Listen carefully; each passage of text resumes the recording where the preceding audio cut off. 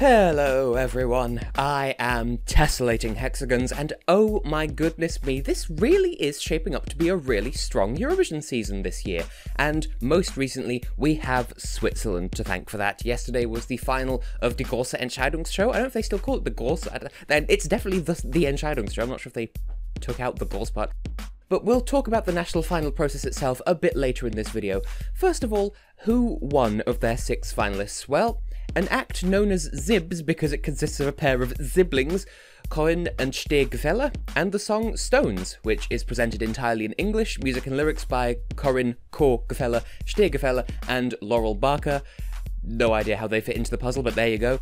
And, well, I don't really have much else of an introduction to give on this. It's Switzerland doing Swiss things, and I'm happy with it, but whoops, that's a spoiler for my first impressions. So, well, let's begin. How does this song make me feel right out of the gate? Wait, it is pronounced Steh, right? He's not called Stee, he might be called Stee. Oh no. Right.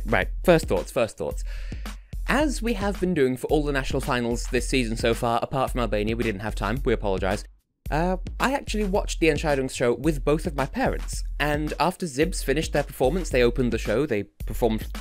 That was the first we'd heard of any of the songs. We all unanimously agreed, completely separately, independently, we all agreed that this song is one of the strongest out of the national final season so far. We're not saying it's the strongest necessarily, but it did leave a really major impression on all 3 of us. So I don't want to say anything a bit too concrete about this one, but it did get a reaction out of all of us, so clearly they're doing something right out of the gate. Yeah, by the end of the national final lineup, it was my favourite, it was my father's favourite, it was my mother's second place behind only Red Lights, so yeah, I'm really rather pleased this one for Switzerland. It's sassy, it's a joyous little bop, it's fun to listen to, and I think it would sound right at home in the UK charts, to be perfectly honest. Much like the Czech Republic, Switzerland is lucky enough to be in the same semi-final that the UK could vote in, so play your cards right, Zibbz, and you might just get me to pick up the phone for you. But let's look at what's going on under the surface with this song and see if they really have earned my vote. Okay, the first thing that you're bound to notice with this song when it's presented, and I do hope they carry it forward into their staging in Lisbon, I don't see why they wouldn't, is that Zibbz have a very, very strong, very distinctive visual presence. Apart from the fact that they look like hipster counterparts to Ilse de Lange and Wayland, let's call them the uncommon linnets, your attention should immediately be grabbed by the recurring motif of triangles, or in the case of their national final staging, tetrahedrons, or triangular pyramids if you don't much care about geometry. As a fellow polygon enthusiast, because hello everyone, I'm Tessellating Hexagons, I can only approve that they have this distinct imagery that helps commit them so profoundly to memory. It's a sign of competence, if nothing else. They want to be remembered, and they're doing that through more than just their song. They're going meta, they're doing it on several layers, and that's a very clever, very important thing to do if you want to be remembered, so kudos there. And for that matter, on the subject of competence, both musically and as artists, there's a lot of confidence and charm and just generally knowing what they're doing to the entire act. The song's got attitude, and I like that. It knows what it wants to say, it knows how it wants to be presented, and it storms out onto the stage and just takes what it wants. And I admire that, and no small part of that attitude is the heavy, compelling beat of the song that everything comes back to that beat, and it's punctuated by that memorable sort of kind of, that hook.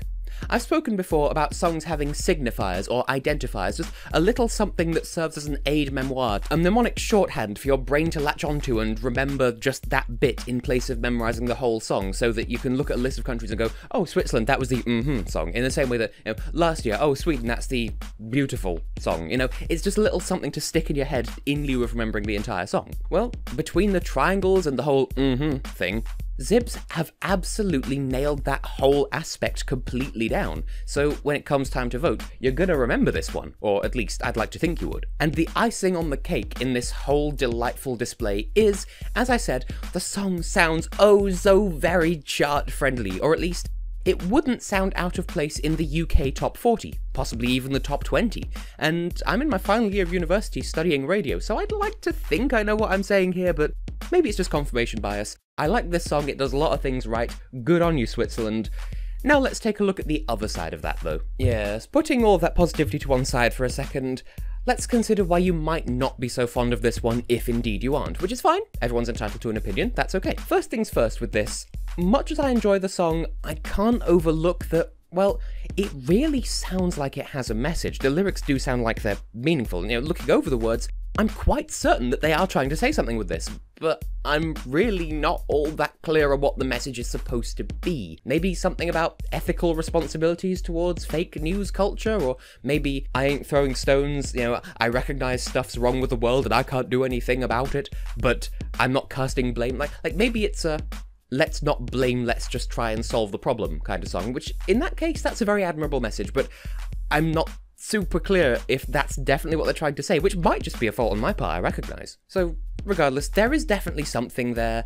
It might be really obvious to other people and I'm just missing it. I don't know, it could just be a me thing. On a more technical level, in the live performance at the national final, certainly, towards the end, Corinne does a fair few vocal gymnastics and such like that are almost reminiscent of Fusedmark for Lithuania last year. In a vacuum, that isn't really all that much of a problem. Your opinion might vary with that, of course. Some people find that sort of thing to be incredibly irritating, but more concretely, as you might hear in the national final performance, there are some aspects that really put a strain on Corinne's voice. So also if it's Corinna, I apologize. I'll just call her Co for short because that is her actual nickname. But yeah, there are points where Co's voice seems just barely able to keep up with some of the things she's aiming to do, and her aim in this case is admirable, but it doesn't always land. If she tries to push herself too hard, then her voice might completely miss the notes she's going for, and thus the vocalizations will go from anthemic and atmospheric and empowering to discordant and just annoying. There is a difficult balance to strike there, so my advice is if you're not confident that you can absolutely nail the notes you're going for,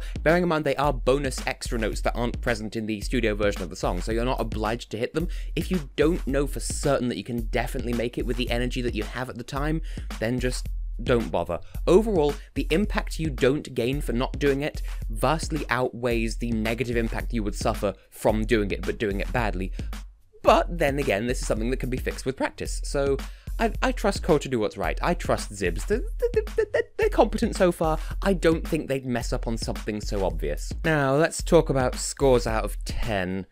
I really hope this doesn't become too much of a recurring theme this year, but again, I've had a fair bit of trouble coming to a solid answer for this rating out of 10. Part of me doesn't want to believe it because the standard is so high this year already. We're only 6 songs in, and this might well be my first 10 out of 10 of the season. I really can't, I don't know. Something about that doesn't feel right to me, just as a disservice to the other songs, but I do think that it deserves it, and I'm not sure why I feel that way, so let's see if we can talk it out. I don't mean to say, in giving it a 10, that I think it's perfect. When I say 10 out of 10, that doesn't mean it doesn't do anything wrong, it's like 9.7, 9.8 rounded up just to pick some numbers out of thin air. Because I want to have the perfect 10 score be attainable, even to, you know, I don't want it to be this mythical, you can't get a 10 because nothing's perfect, because there are some school grading systems and things like that, and that's not what I'm aiming for here at all. So, it's not perfect, but I do like it. The honest truth is, I love everything Zibbz have going for them. Their aesthetic, their attitude, their delivery. Switzerland's got a great artist with a great style and a song that I really enjoy. Sometimes when it comes to earning my praise, less seems to be more here, but I like it. I can't really add anything to that. And as for the technical side of things, well, it is on the border between 2 scores, I will admit, and I think I'll round it up because obviously I'm biased, obviously. I'll give it a 9, because lowering it to an 8 just for the reasons I'm about to mention does seem a little bit too harsh, but then obviously I'm biased because I gave this song a 10 on my personal scale. But in all seriousness, the only technical faults with the song are the relative obscurity of the lyrics, which, like, I feel like I'm painfully close to understanding what they mean, and there's just a tiny gap of subtext that I'm not quite feeling, and that could completely be me, I freely recognise. So it could be mostly my fault for not filling in the rest of the puzzle, but I don't know. Maybe other people also don't quite follow the subtext as well. It's a bit of a mystery, but still. Co's live delivery is the main focus here. Her performances do seem to vary, and she is very, very capable of nailing those vocal gymnastics under duress, as she's proven, but if she's not careful, it can bring the song down by quite a wide margin. Also, until she gets into the groove of the song by about the first refrain, her enunciation is a little bit unclear, but that might just be down to the interesting direction the lyrics take in terms of what the actual words are.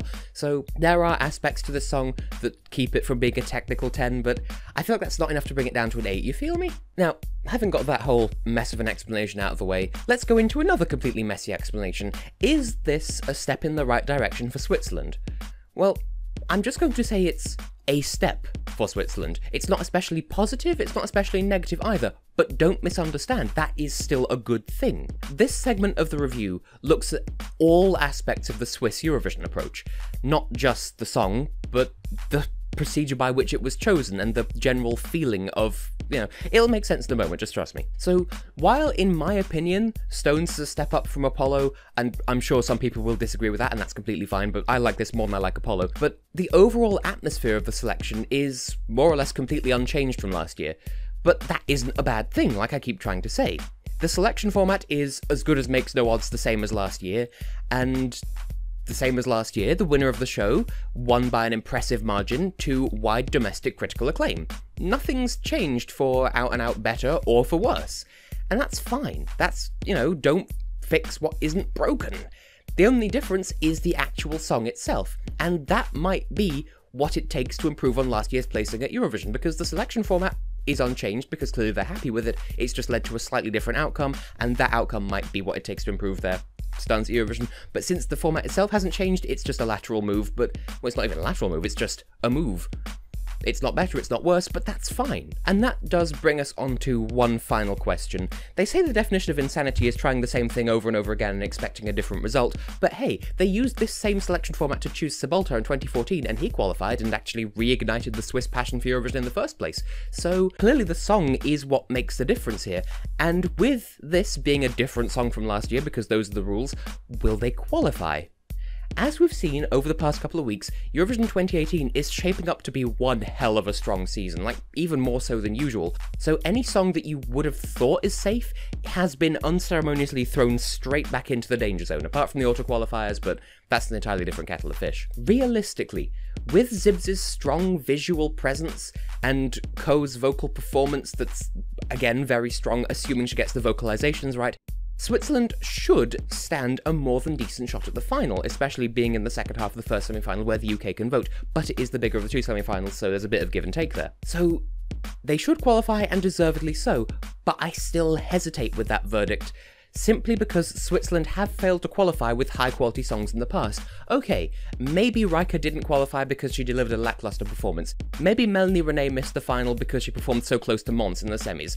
It could just be that there are rational explanations for Switzerland's checkered, wildcardy past. Stones, as I keep coming back to, certainly deserves to qualify. It has the necessary pieces to qualify. It wouldn't sound out of place in the final, but I do recommend that Zibbz do keep in mind that absolutely nothing is guaranteed until the hosts start reading out the qualifiers. Certainly, I have my fingers crossed for Switzerland, but we will have to see just what goes down in Lisbon.